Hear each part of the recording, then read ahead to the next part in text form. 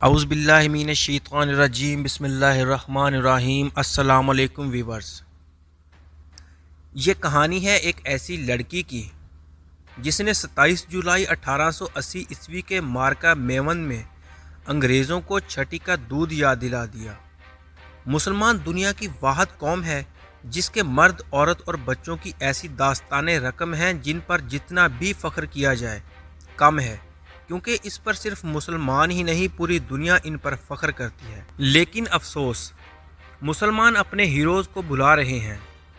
انگریزوں کا ایک وتیرہ رہا ہے، جو قوم اس کے مد مقابل میں آ کر جیت جاتے ہیں تو پھر یہ انگریز اس کی شخصیت کو داغدار کیے بغیر نہیں چھوڑتے۔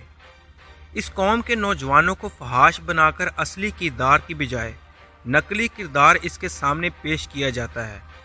اس کی تاریخی گوہر کو چھپا کر اپنے گوبر کو سونا پیش کیا جاتا ہے، جیسا کہ پہلے اس نے عربوں، پھر ترکوں اور اب پٹھانوں کے ساتھ یہ کھیل کھیلا جا رہا ہے۔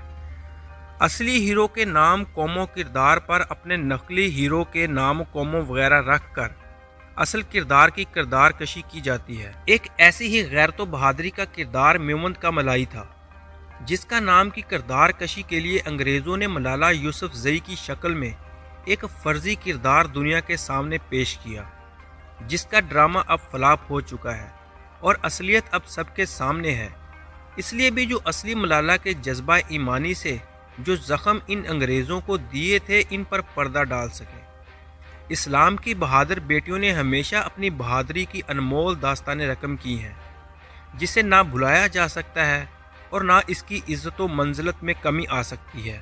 حضرت خولہ رضی اللہ تعالیٰ عنہ اور حضرت خنسا رضی اللہ تعالیٰ عنہ کی یہ بہادر روحانی بیٹیاں اپنی ماؤں کا نام ہر دور میں ہمیشہ زندہ رکھتی ہیں۔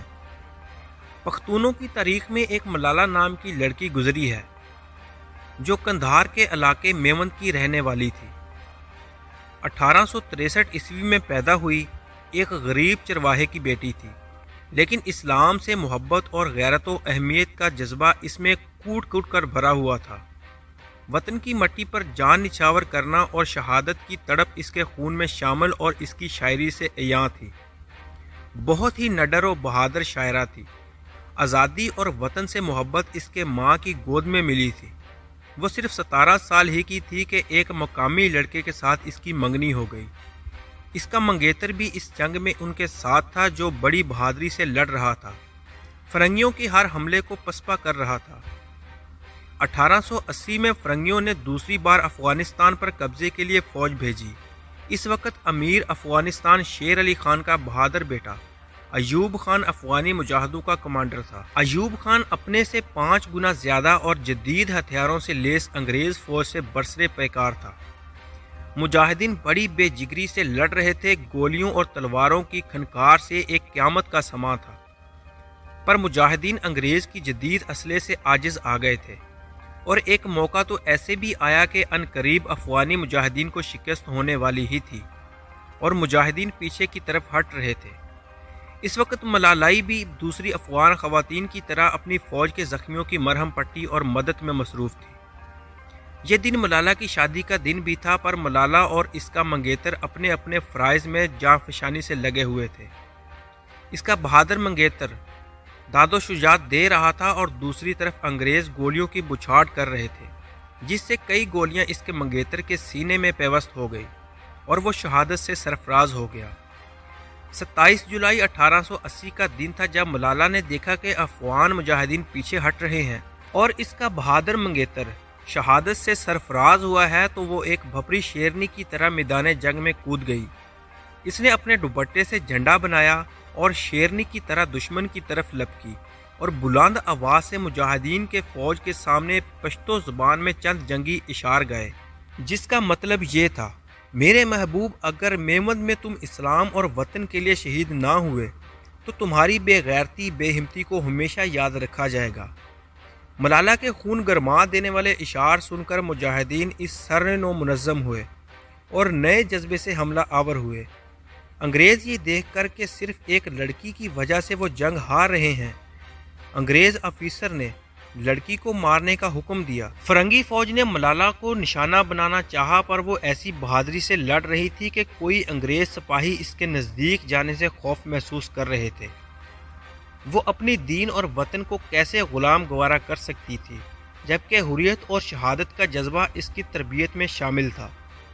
انگریز سپاہیوں نے دور سے انہیں اپنی بندوقوں کے نشانے پر لیا، جس سے یہ غیرت و اہمیت کا کردار اس دار فانی سے کوچ کر گئی اور شہادت کے بلند مرتبے پر فائز ہو گئی، پر وہ اپنا کام کر گئی تھی۔ مجاہدین نے پلٹ کر انگریزوں کا صفے کی صفیں پلٹ دیں اور انگریزوں کو ایک اور شرمناک شکست سے دوچار کیا۔ انگریز فوجیوں کو چھپانے کے لیے جگہ نہیں مل رہی تھی۔ کہاں اس کی وہ جدید ٹیکنالوجی، کہاں وہ تعداد، موجے سمندر، اور کہاں ایک ناتواں لڑکی جن کے جذبہ انتقام اور جذبہ حریت کے سامنے انگریز فوج گھٹنے ٹیکنے پر مجبور ہو گئی تھی، اور ایوب خان کی سربراہی میں مجاہدین جیت گئے۔ انگریزوں کو شکست ہوئی 19 سالہ ملالائی کی اس غیرت و بہادری انگریزوں کو آج تک ہضم نہیں ہوئی۔ اس نام کے ڈر نے انگریزوں کو کبھی سکون سے نہیں رہنے دیا۔ آخرکار اپنے دل کی تسکین کے لیے ایک نقلی ملالائی کو لے آئے، جس کا اپنا نام ملالائی ہی نہیں، اور اپنے آپ کو اور دنیا کو یہ تاثر دے رہے ہیں کہ یہ غدار دین بیزار اصل ملالہ ہے۔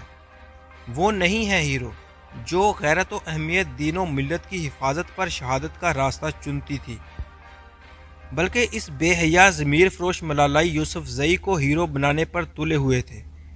جبکہ ایسا نہ ہوا، مسلمان قوم اپنے پرائی کی پہچان کر لیتے ہیں، جس نے حریت و شہادت کا سبق دے کر عالم اسلام اور پختونوں کی تاریخ میں ہمیشہ کے لیے زندہ ہو گئی۔